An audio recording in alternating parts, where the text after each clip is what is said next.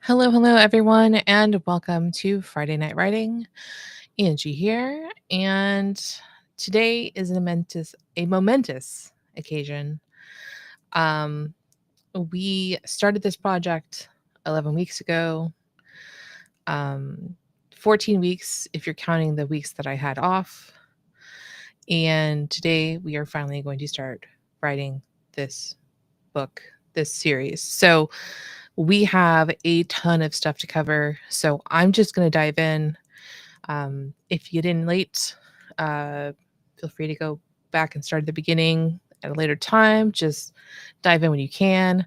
I am definitely planning on doing a deep dive into the Codex on the channel. I haven't had time yet, but yeah, we have a massive Codex for the story, and I can't wait to share it with you. Hello, everyone joining us live. I'm excited to share this with you. This took a ton of work. So we are going to start. Here's kind of our roadmap for today. We are going to do a high level over the Codex. Then we are going to talk about the drafting process. So we are writing a rough draft.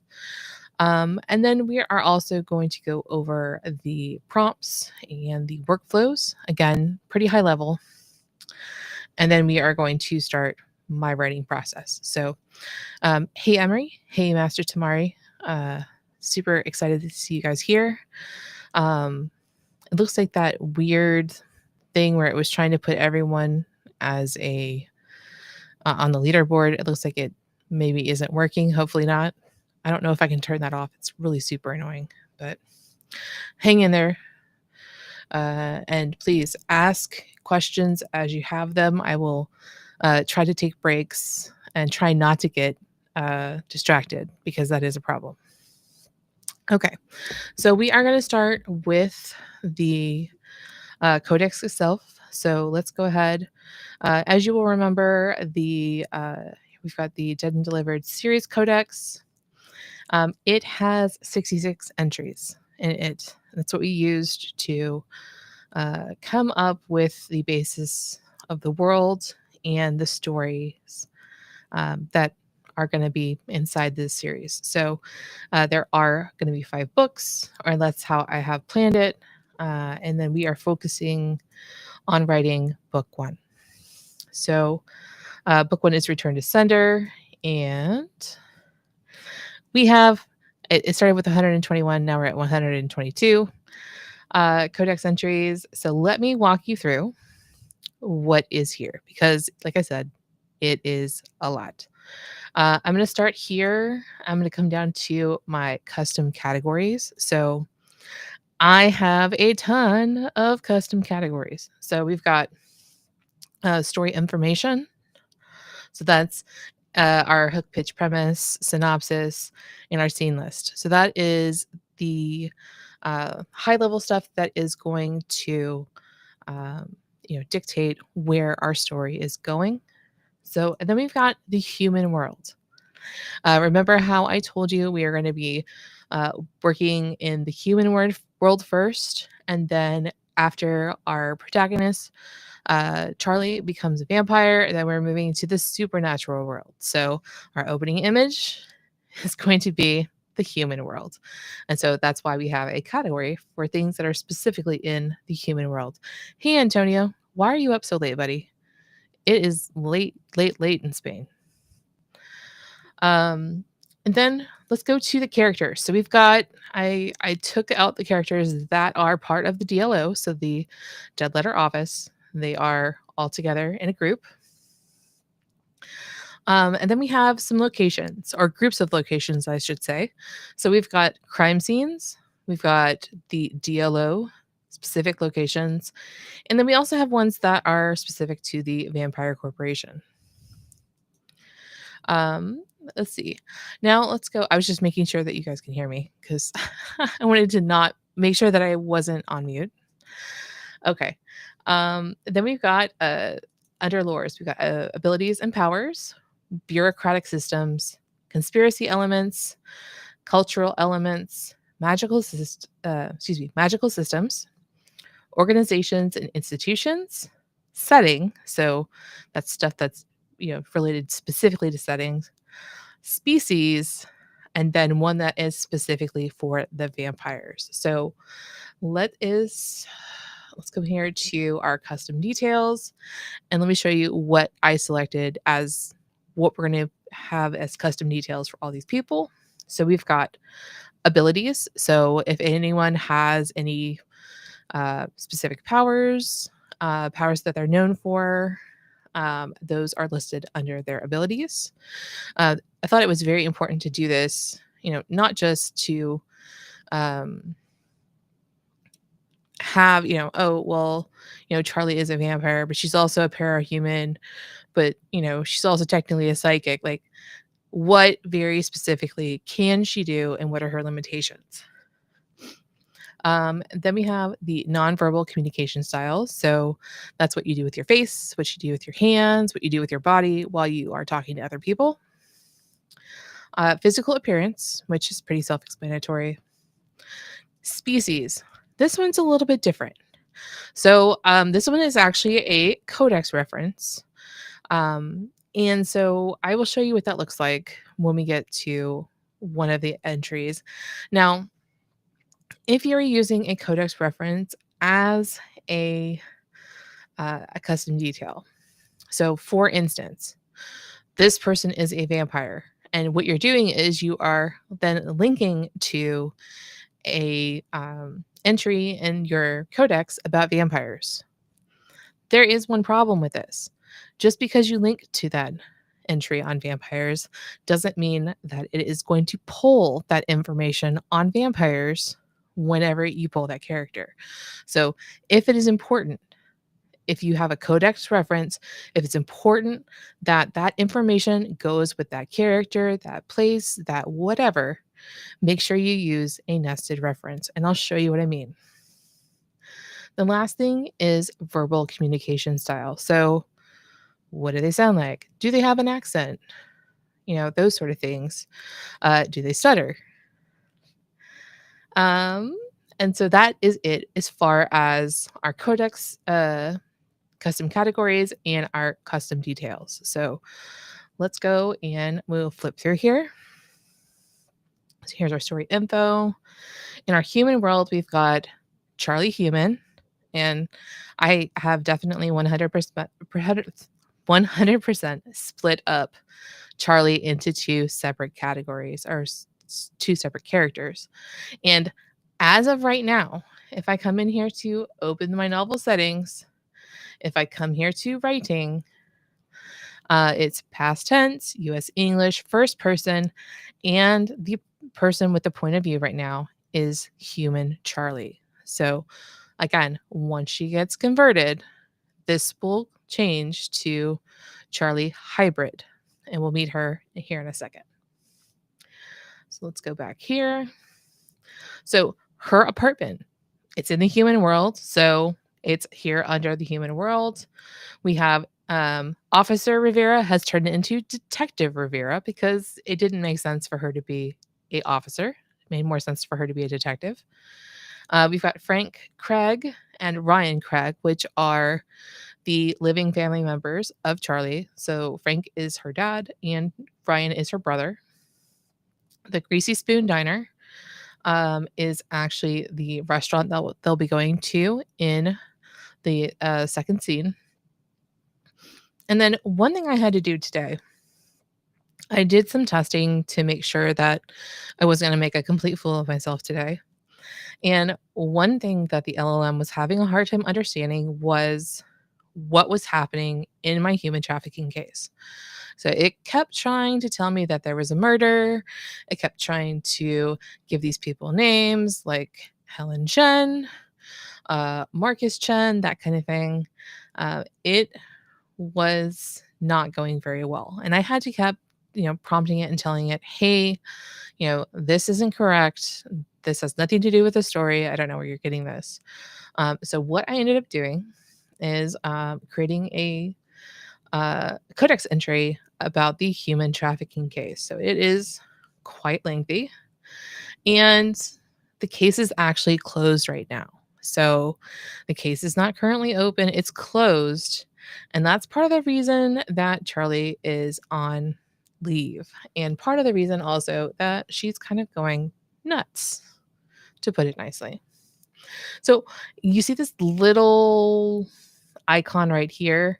Um, I thought that because human Charlie is so, connected with this case, it would make sense for me to create a relation between Charlie and the human trafficking case. So it's what is basically, her obsession. So I thought it would be in my best interest to go ahead and make sure that those two things were connected. And again, coming back to that specific type of case detail, this is the way it used to be called, nested reference. But now you come here to the relations and connections and just pick the entry that you want to connect. So anytime I pull human Charlie, it's also going to pull the human trafficking case entry as well. Okay, so let's come down here. So here are my DLO characters. So I've got hybrid Charlie, I've got the director, I've got Eddie, Kingston, and Veritas. And I need to go actually at some point and make new images of all of these characters. They've changed a little bit since I first created the characters. So we've got the crime scene locations. Here are our locations. And actually, let me go back up here real quick. We'll go to Kingston. So Kingston Ulrich, a Valentine. So we have just the basic description here. But remember, I had those custom details. Well, if you keep scrolling, like I said, there's quite a bit here. We come down here, here is the species. So there is a select here. You can go through, you can type in pages and pick them. Or you can pick, I have a ghoul now too. Ghouls just want to have fun, right? So I've got the abilities, nonverbal communication style, physical appearance, and our verbal communication style are all here for Charlie. Or sorry, this one's Kingston. And it's like that for all of my main characters. I wanted to make sure that it was very specific as to how these people are going to talk, how these people are going to react with each other, because these people are forming a group. Okay.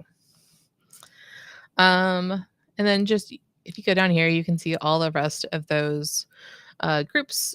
The categories that I created, and then just the rest of the characters. So we have some super minor characters, and our antagonists are in here as well. And then we have some locations that I didn't, put with the rest of them. We also have a large number of items. So things like the blood box and, the coffee equipment, which is important to Veritas, our Manticore. Family photos. So there are pictures of her family that she has in her corporate apartment that maybe not necessarily should have. And then we have our relationship map. So Charlie is the central character. So pretty much it's everything with relationship to Charlie. So, how does she perceive her relationship with her boss, Director Matsuda? So, and, how does she interact with Kingston? And he is infuriating. So, all good, all good fun. I went ahead and added in our subplots and our story arcs. And then we also have the pro style guide and our story genre. Very simply, urban fantasy mystery. So, I'm going to take a quick break, get some water. What questions do you have about our codex before we move on?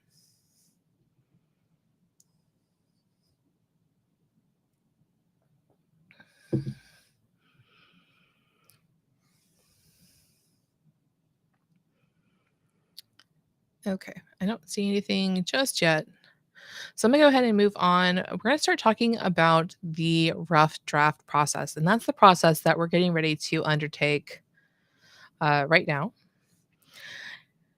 And let's be 100% honest. I'm sure when you sat down with either, ChatGPT, Claude, Nulva Crafter, Pseudowrite, Plot Drive, whatever piece of software that you decided to use, um, you were thinking that you sat down and your first draft was going to be freaking amazing and you're going to have to do like almost no edits and everything was going to be hunky dory in the world. And, you were just going to, shoot, uh, you know, new stories into the sky at a accelerated pace and life would be amazing and you'd be making so much money. And I'm afraid to tell you that's not how it works. Um, hey, Christina. Um, I will say that if you go into the writing process, or in this case, the drafting process, and you expect to have something that you can go put on Amazon tomorrow, you are going to be very sadly mistaken. Like, this is not going to be well written. It's going to um, be very repetitive, I'm sure, in many places. Um, it's not going to be great prose. Uh, it's gonna need some work. You're probably gonna have some telling. It's probably gonna do some weirdness.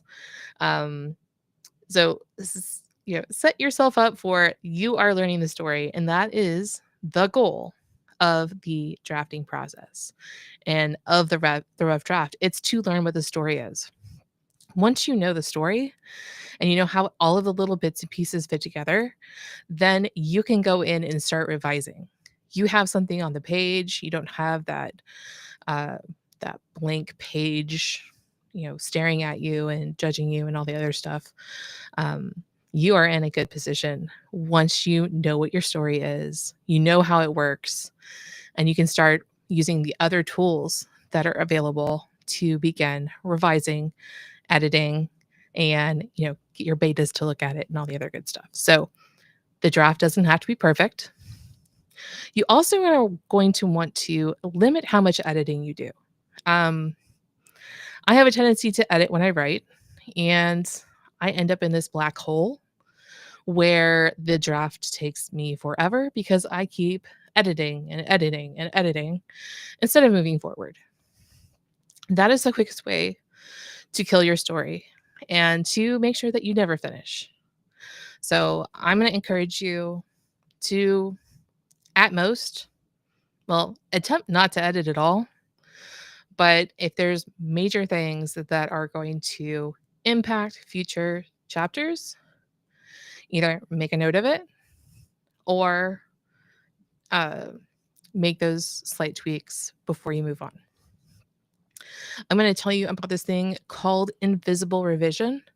And it's actually a tool or a process that was taught to me by Writing Mastery Academy and Jessica Brody. So there's actually a link to my revision list in our document for today down here. So, our revision list.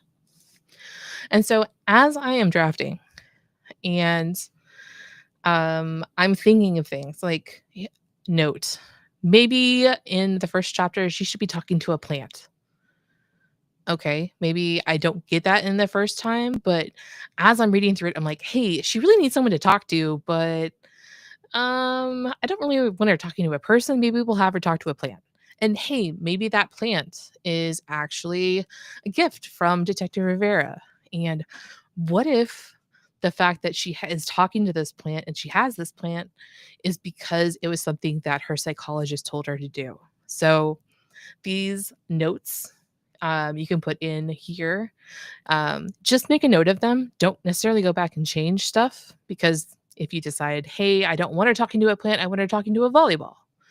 You didn't go back and make all those changes and waste a lot of time. So we've got notes, revisions, and also research. So maybe we give the it gives the character a name of Marcus Chen. And my thoughts on Marcus Chen and the name of Marcus Chen. It's an AI name. Um, Maybe I need to put in here for research, go back and find a name for Marcus Chen in scene 5. I'm not going to fix it right now. I'm going to keep moving forward. But when I have some time, I can always go back later or when I am revising and go ahead and change that character's name. So that is what I mean by invisible revision. And again, that was something that I learned from Writing Mastery Academy. Jessica Brody has that in one of her classes. So I know I already kind of showed you this a little bit. Let's take a look at what we're going to be doing today. We're going to go over the prompts. We're going to go over the workflow. And then, fingers crossed, we are going to start writing. So I have quite a few prompts here. So the first one is generate scene brief, because that is actually the first thing that we are going to do is we're going to generate a scene brief. And I looked earlier, it looked like Claude was having some issues, but I don't think that they were going to impact the API. So hopefully, fingers crossed, Sonnet 3.7 is okay. It looked like it was only impacting for Opus. So now, here is the prompt itself, and this is what we'll use to basically begin the conversation. And I actually have these things: story world, story lore, and scene list are all actually built into the prompt already. So don't change them. Leave them like they are. Okay. So that one is generate scene brief. So we'll generate that first. Then we're going to take and we can use this right here. We can say, please rewrite the beats and include transitions. The story will need to be more than 10 beats. So please adjust accordingly. And this will make sure that, our character isn't sitting there thinking about things and thinking about doing things. They are actually doing something. Okay. Oh, I just noticed, Master Tamari, yes, the editing rabbit hole is yeah, it's easy to get sucked into it and you just lose your will to write. I can't tell you how many times that's happened to me. Okay, so again, this is the active scene beat from summary prompt. In case you need it, I went ahead and included the urban fantasy mystery one, just in case you needed it. I typically will use Gemini 2.5 Pro for plotting and outlining only. I don't use it for prose. It's just not good. Okay. And then we've got 2 actually different prose prompts, and you can choose which one you're going to use. And I will tell you what the difference between the 2 is.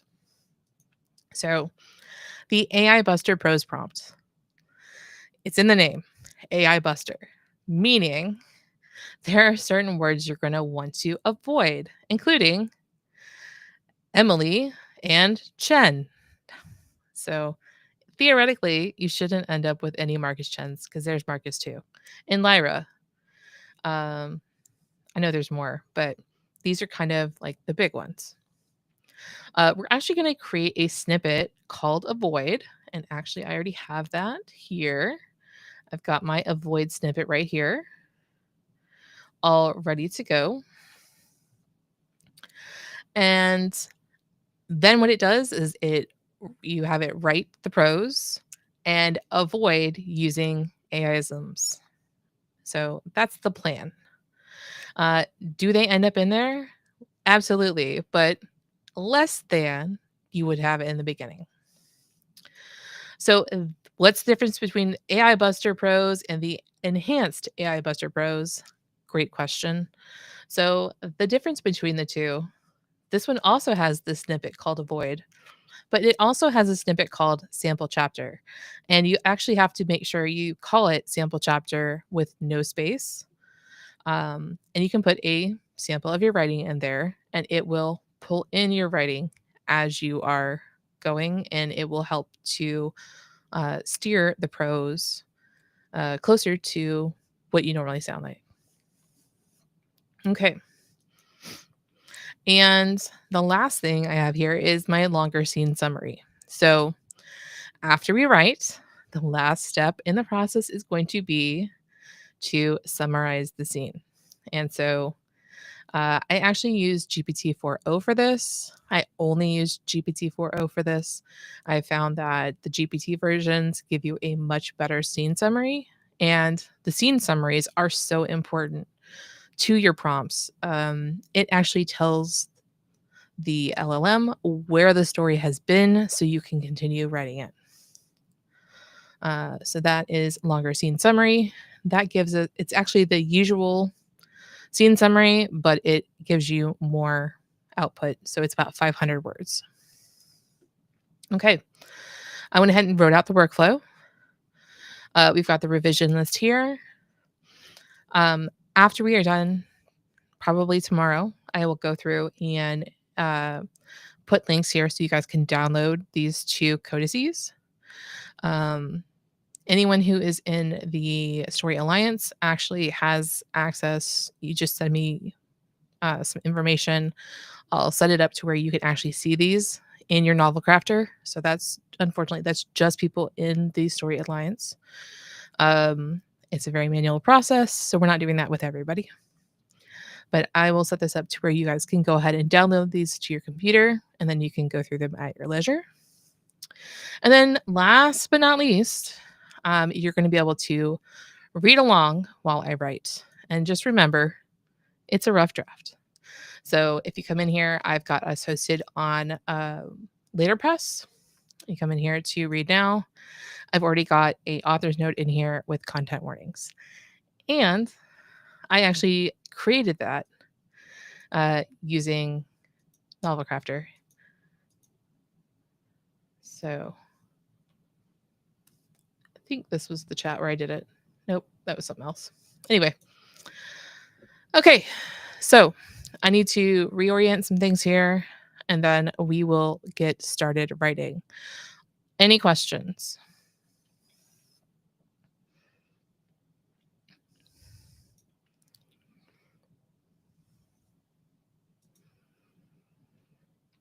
Okay, so we are going to start here on plan. I have just the one chapter, the one scene. I will do one scene, one chapter as we go, because I don't really use chapters. And it just kind of looks messy if you have more than one scene in a chapter. Let's see. We're actually going to go to chat. Open up, and we are going to start with, just trying to make sure I can see all this. Okay, so we're going to start with generate scene brief. And oops, it's being a little bit of a pain. There we go. This is actually my version 2, and I might use Sonnet 4 just to see how it's working today. I might, try testing it out in a couple different versions of Sonnet just to make sure. Okay, so I'm going to go ahead and grab the starting prompt here. And I will come here, paste as plain text. Otherwise, it's just a big blob, and it's really hard to read, for the human at least. So refer to the scene list. And as you'll remember, this is the scene list. Note that I gave it an alias. It has this 0 at the beginning to make sure it goes in a certain order, but I went ahead and changed the alias to scene list. So if I say scene list, it'll pull the correct thing. Using the information from the hook, pitch, premise, characters, story world, story lore, scene list, please create a scene brief for scene 1 and only scene 1. Now, actually, you know what? I want to add synopsis in here as well. There we go. And I will add that as well to you guys' prompt too. Is it overkill? Maybe, maybe not. Okay, so we've got scene 1 and only scene 1. And if we look here at the scene list, the scene 1 is in Charlie's apartment, and it's just got some very, very basic information. If you want more information, if you want to have more than just this right here, be very specific about what's happening, you can actually go ahead and use your dev editor and start a discussion before you get to this process. So if you want to, talk about her talking to that plant and, give it some more meat, because this isn't a lot to go on. I will tell you that. But let's see how it does. Okay. So all I have to do, because I'm using that generate scene brief, everything's in here. I'm going to go ahead and click send.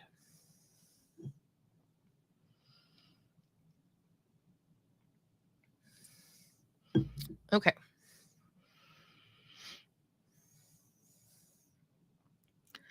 We're going to let it generate, and then we'll go and take a look.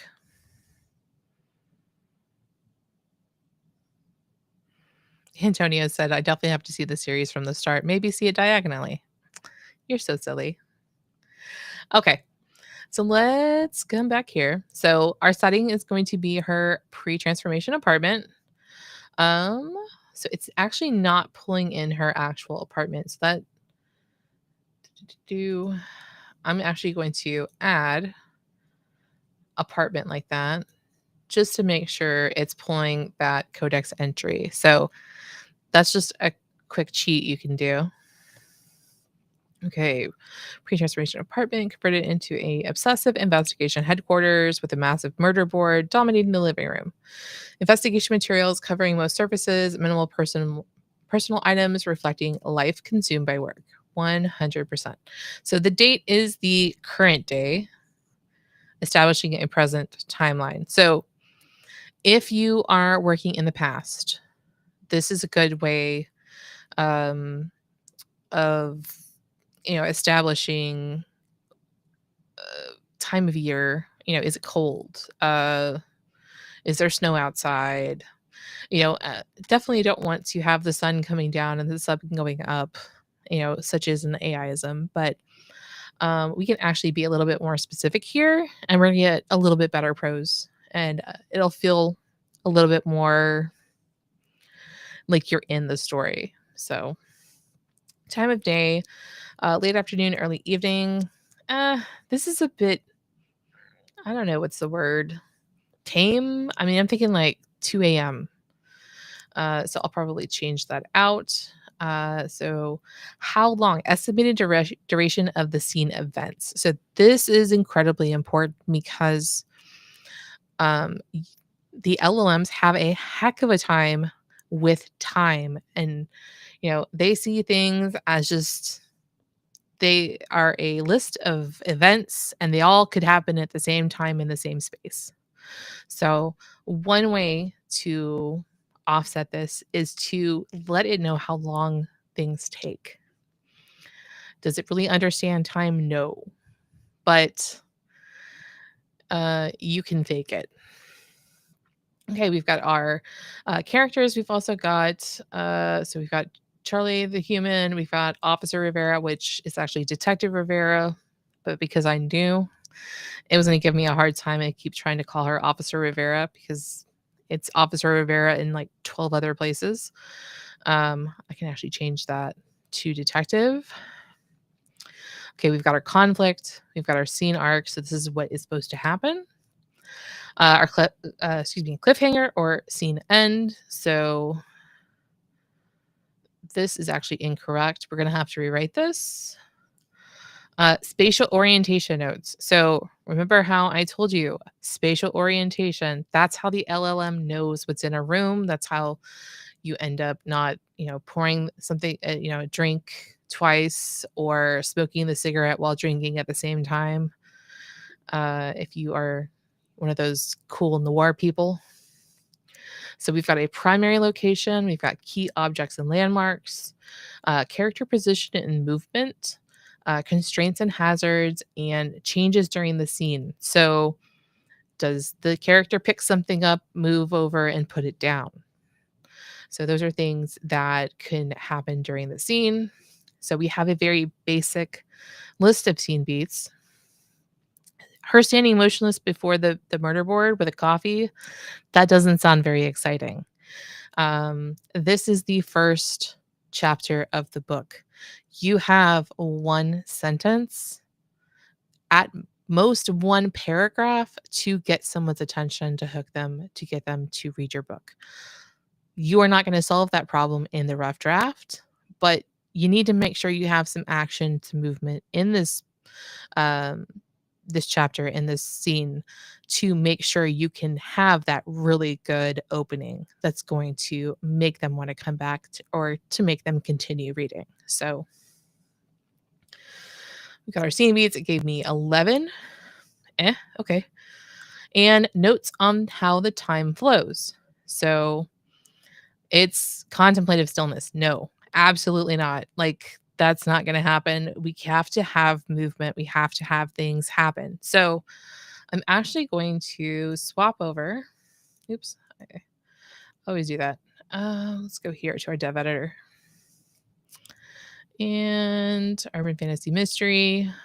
And we were using 4. Yep. Yeah, we were. Okay.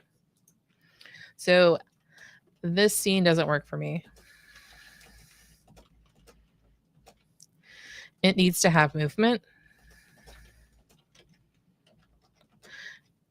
It is the first chapter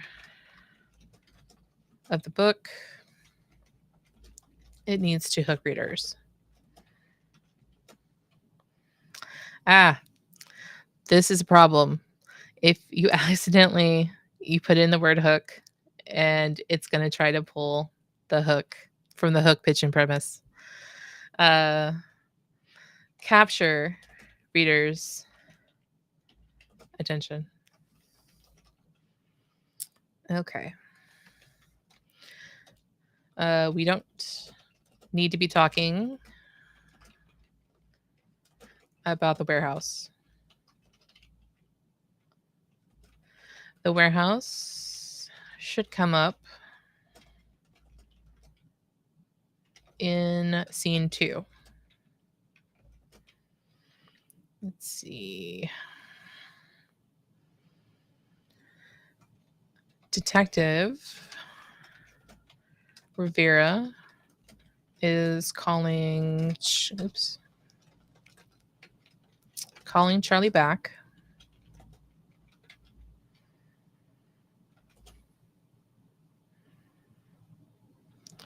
They discuss Charlie having an idea, but decide to meet the following day for lunch at the diner. Okay, and that's going to pull in our diner that we need. So, which will be the scene for, will be the setting for scene 2. Okay. Let's go ahead. You guys want to, we can go ahead and add in that plant. Let's have her talking to the plant because she's nuts. During the scene, have Charlie talking to the plant, or to a plant. Name Spike. Like from Buffy. That was a joke. The plant is a succulent.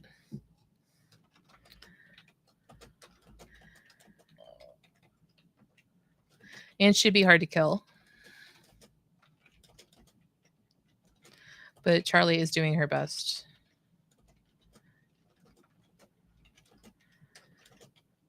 To kill it with negligence.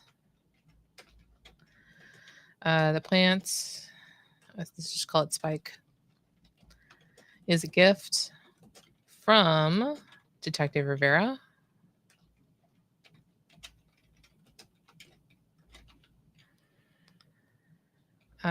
Who got it for her or for Charlie, I should say. It's better if you use actual names as opposed to pronouns. Who got it for Charlie at the suggestion of her psychiatrist.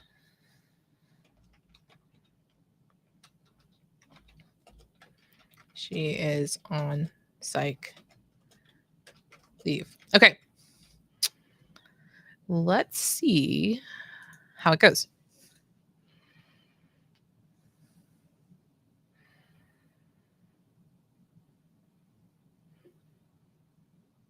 Oh, and you know what? I forgot to spike the succulent. Forgot to change the time.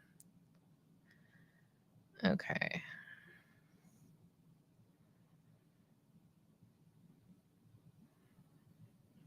Great. Okay. So the last thing I have to do is change the time. Please change time of day to 2 a.m. to show her obsession with the case. Okay.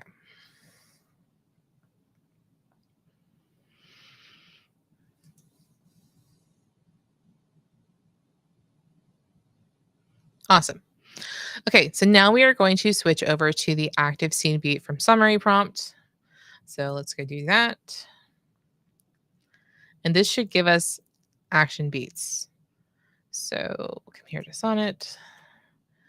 And I'm going to tell it to rewrite the beats, including transitions.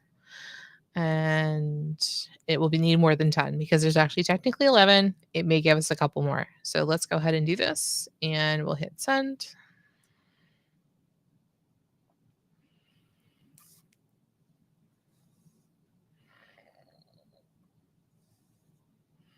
Okay, now our scene beats are going to get a little bit longer.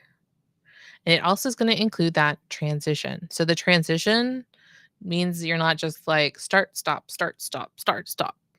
So you're flowing into the next beat. So what I'm going to do is, since this changes have been made to snippets, I don't have to actually go in and use Notion anymore. I'm just going to save this as a snippet. So I'm going to go ahead and pin this. So I've got my scene 1 brief. Here we go. And then I will go ahead and take out everything that I don't need right now. So I need to take out everything except for the scene beats. And what I'm going to do with that, actually, I'm not going to take it out. I'm actually just going to copy it. I'm going to put this in here under plan. This is going to become my scene brief. So everything except for the scene beats goes in here because my prompt actually looks at this. Oops, that was not what I wanted to do. Control Z. There we go. Okay, so now all of the information except for the beats is in here. And we can go and start writing. Okay. I'm going to use the AI Buster Pros. I do not have a sample chapter in here yet. I may do that when we get a little bit further along. I'm not set on my pro style guide yet. I need to write a couple chapters, make some small tweaks, and then I can actually make sure that my pro style guide is like really good.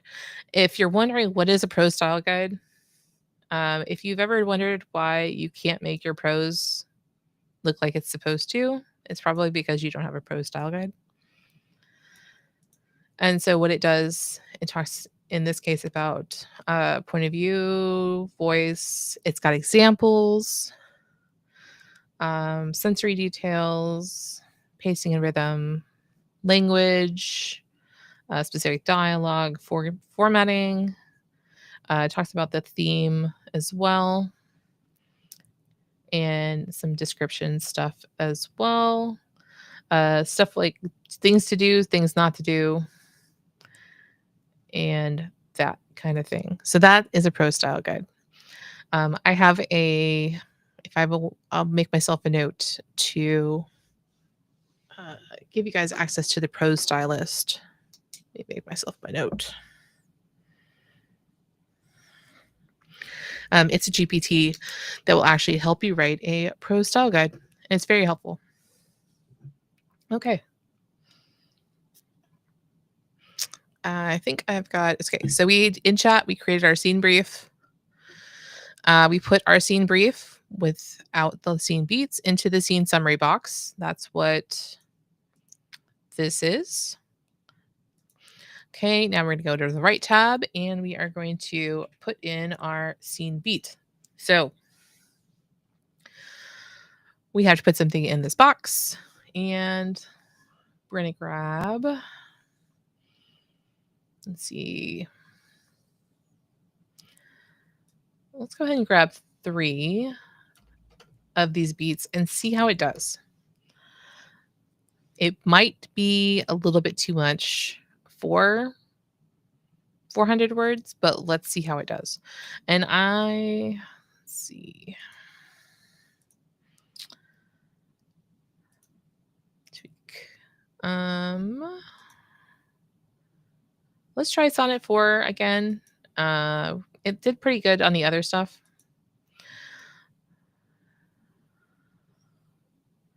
Okay.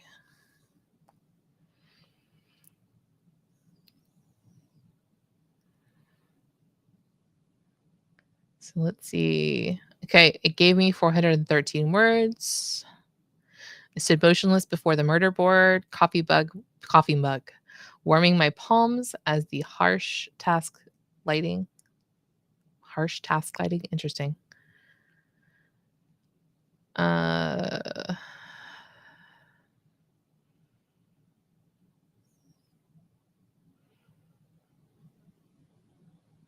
wow. She's in some bad words there.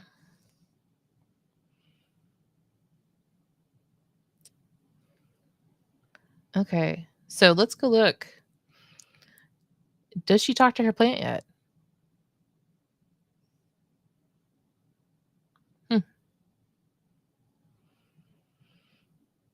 Okay. We're just going to move on like everything's peachy since we don't have a lot of time. So that was the first 3. So let's go down to the next 3. And again, I can come back in here and I can make any kind of changes.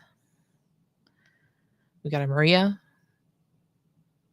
Jennifer, Rebecca. Okay, so these are the names of some of the people that were abducted. Okay, it's actually doing much better than it was the other day. Okay, so this is 3.7. Let's see if it's any better. My eye has caught movement in my peripheral vision. The faint silhouette of Spike, my neglected succulent.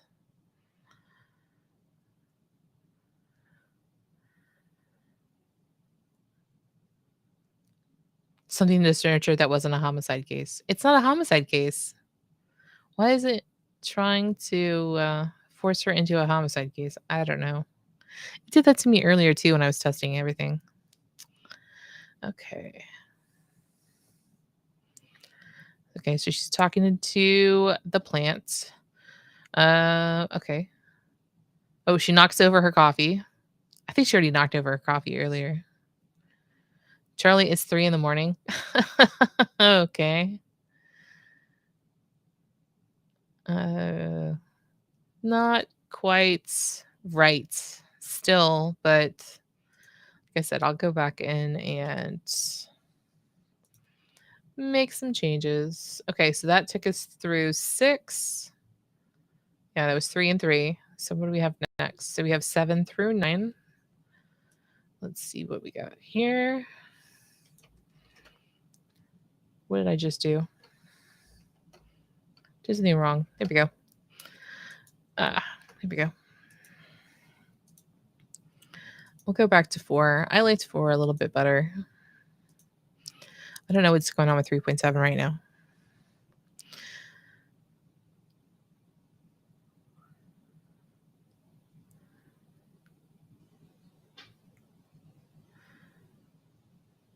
Did you realize you called me at 2 in the morning to talk about geometric patterns in a missing persons case? When was the last time you slept? Actually slept, not passed out in your couch surrounded by files. Yes. Sleep doesn't solve murders, Rivera. Oh, Dr. Henley and her breathing exercises don't bring back Maria Santos. Okay. It isn't an obsession, it's police work. 3 women died. Okay, again, we keep coming back to it keeps trying to have these women die. They didn't die. She's doing a trafficking case. The women are missing. So we're gonna have to get specific about that. Meet me for coffee, Mel's Diner, 8 a.m. Bring your files. Show me everything in person. 8 a.m.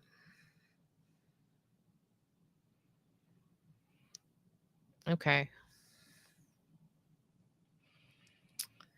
There we go. Scene beats. Okay, that was through 9, so let's go through 12. Actually, let's do 2, and then we'll do 2. Actually, that doesn't work because...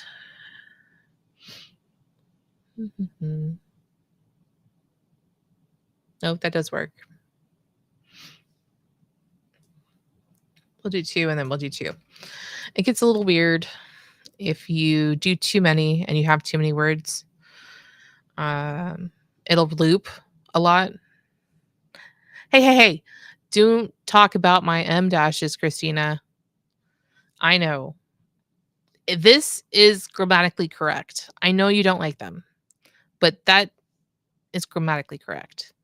Chicago Manual of Style. That is where I learned to write, people. That's where I learned to write.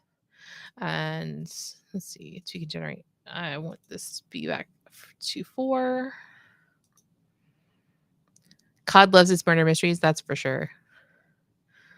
Okay. I really should just create this preset. Manage preset. Here we go.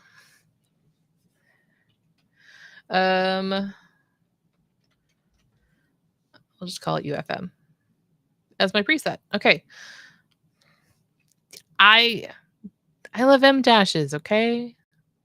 I grew up with them as a real writer back in the day. Now, will I say that it uses them too often? 100%. Chat just loves to give me M dashes, and I'm like, stop. You don't need 6 M dashes and 1,200 words. Okay. Okay, and then we'll do our last 2 scene beats here.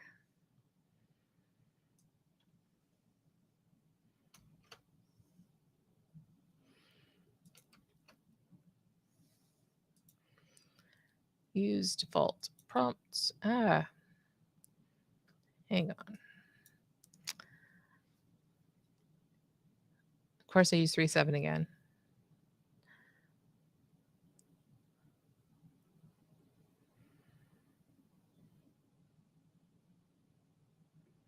I collapsed onto the couch, case files crinkling beneath me as I stared up at the ceiling.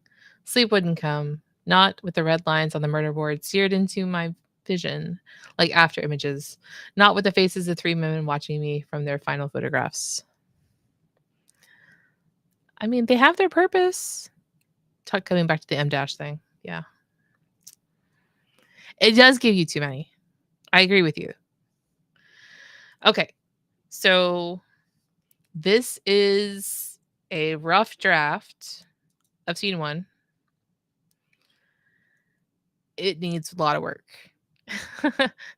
It needs to be fixed. It's like I said, it keeps trying to force me down a way I don't want to go as far as, this warehouse thing. It's trying to speed up the story. So I'm going to have to get a bit more specific in my summary. But let me show you how we're going to finish up this. Okay, so you notice I left the scene beats in here. That's just habit. You don't actually have to keep them in here. You can go ahead and delete them out. The only thing it really helps you with is seeing which LLM or setup that you use to write the prose. I'm just going to go ahead and delete mine out.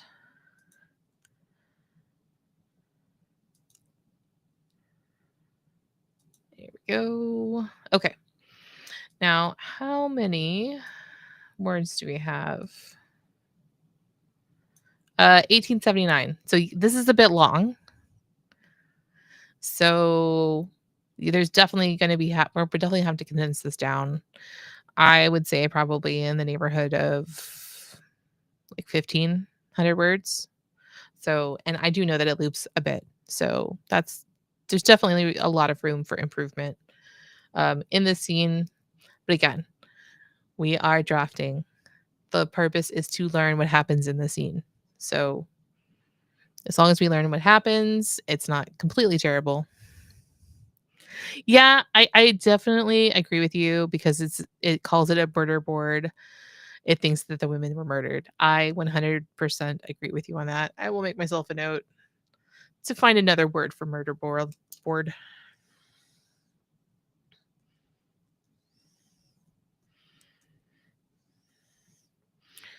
I also had to go back in. Hold on one sec. Okay. I got it added to my list. I also actually had to go in and tell it that Charlie is a female.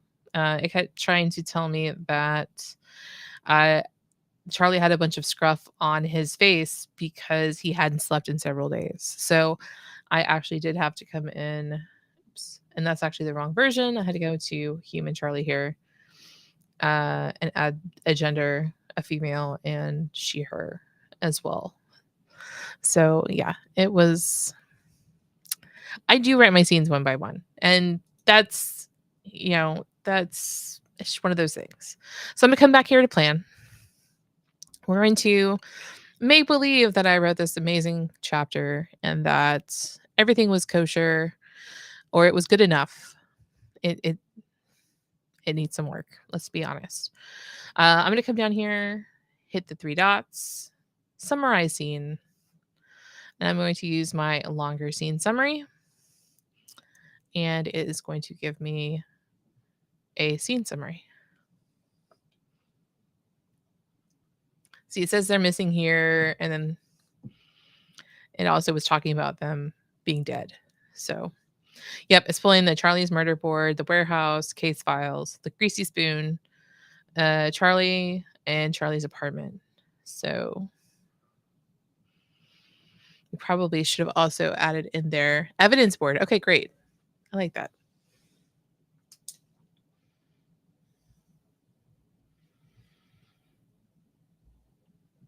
I can go ahead and make that change. And hopefully it won't be trying to think I killed all these people. Okay. So from this point, what I will do, I will create a new chapter. And then I will go through the process again, create my scene brief. Then after I've got my scene brief, then go ahead and put the scene brief less the scene beats here in the box to go ahead and write the next scene. And, I'm keeping in the snippets. I've got my scene one brief. I can use this later. I can say, hey, this is what was supposed to happen in this scene. Did it work? I can go into chat and ask it that question. I know pretty often when I am writing anything, I'll quite often go into, Claude.ai and I'll be like, okay, here's the scene brief. Here is the prose. How did we do? And oftentimes it's like, you need some work. So, but here we go. So then, yep, I will start on chapter 2, which is technically going to be scene 2. That'll be next. Okay. What questions do we have? I know we went quite quickly, but I think I documented everything pretty well here on the actual process, and you'll be able to go and rewatch this to see exactly how I did it. The only thing you really, actually, the only thing you couldn't see was when I came over and selected this stuff to put it in there. That's about it. Any questions? My plan is to write one scene per day. So today would be scene 1, which I have to rewrite. Um, and then I would go in, and by the time we met next time, I would have 7 scenes written. We could write scene 8 together. That is the plan. I find that the cadence of doing one scene a day with everything else I have going on in my life, it is actually a pretty good pace. I don't get overwhelmed, and I don't lose interest. I know if I sit and I hammer on it for a long period of time without taking breaks, that I burn out and I don't want to touch it ever again. So, um, but if I have a cadence of once a day, then I just get my little taste of it, and then I get to put it away and come back to it tomorrow or the next day. So, um, let me know your questions. We are right after 8 o'clock, at least here. But let me know if there's any issues with any of the prompts. They should be good to go. Um, we did use Sonnet 4 as opposed to 3.7 beta. Beta was acting a little funky. I don't know what's going on there. And I will start using the revision list. So you'll actually be able to see what my revision list looks like as well. And then I'll get those codices added as well. Hopefully tomorrow. I need to make that change and add our evidence board. So go ahead. Any questions while I wrap up here? Otherwise, I'm going to go read.